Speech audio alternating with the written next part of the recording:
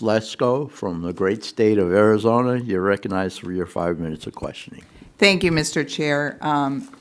Chair Khan, how many employees or consultants has the FTC hired from the Open Markets Institute, American Economic Liberties Project, and Capital Forum?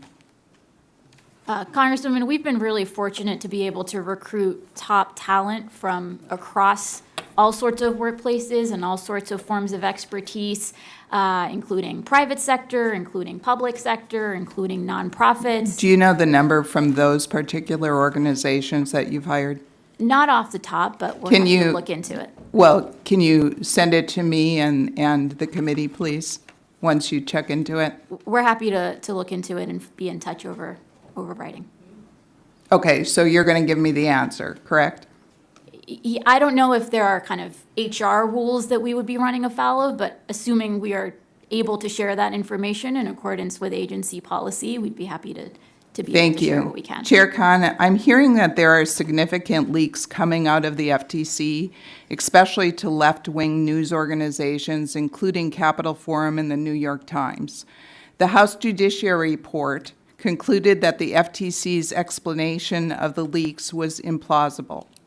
What have you instructed Commission staff concerning these continued leaks, and has anyone at the FTC leaked stories to the press during your tenure ahead of public announcements? So I couldn't agree more that ensuring the integrity and security of non-public law enforcement information is absolutely paramount. Before I arrived at the FTC, the Inspector General actually did a survey and identified some vulnerabilities. And so since I've joined, we've been taking steps to put those safeguards in place. Of course, we continue to remind our staff of the importance of maintaining... Excuse me, just because I'm running out of time. Have you instructed Commission staff concerning these continued leaks? Have you talked to the staff about it? As a general matter, I believe our general counsel has reminded everybody of the importance of maintaining the security and integrity of law enforcement information. And do you know personally if anyone at the FTC leaked stories to the press during your tenure? No, I don't know that. Okay. I'll say as a general matter, one pattern we often detect is once we are interviewing third parties as part of our investigation, that ends up being a moment at which some of this information also can become public. So we'll do everything we can to keep non-public information non-public, but sometimes other actors have this information as well. Thank you. Chair Khan, the national debt is approaching $35 trillion. I believe this year our interest payment on the debt will exceed the entire budget of the Department of Defense. With that in mind, can you provide justification for the 25% increase in the FTC's budget request for fiscal year 25?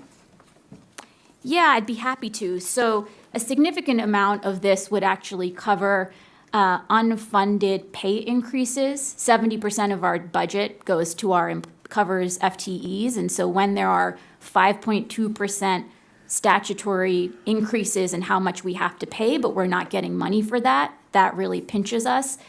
In that budget request also is included funding for critical upgrades to our IT infrastructure. As we are doing more of these investigations in AI and looking at monopolies in digital markets, we end up having to analyze a lot of big data, reams and reams of data, and so we need to make sure we actually have the capacity and the infrastructure to do that analysis. Beyond that, there are non-pay related cost increases that we are running up against, and so that's what this would cover as well, but the vast majority, 70%, would cover employees. And Chair Khan, can you expand on why you would give pay increases if you don't have the budget? So we can't unilaterally decide to pay employees more. That's something that Congress has done. Congress has, through statute, said these employees need to be given increases in pay, and so we are following what Congress has told us to do. As a general matter, I fully understand being concerned about spending, but I'll just underscore, for every $1 the FTC receives, we return $14 back to the public. We always talk about the debt, and I'm really concerned about our debt and the amount of interest that is accumulating. when it exceeds the Department of Defense budget, that's a national security risk.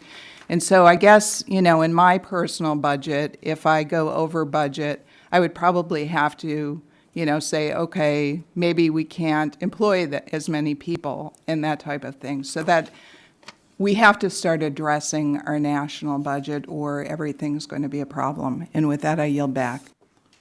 I tell you what, we're going to miss you, Representative Lesko. That's for sure. Now I'll recognize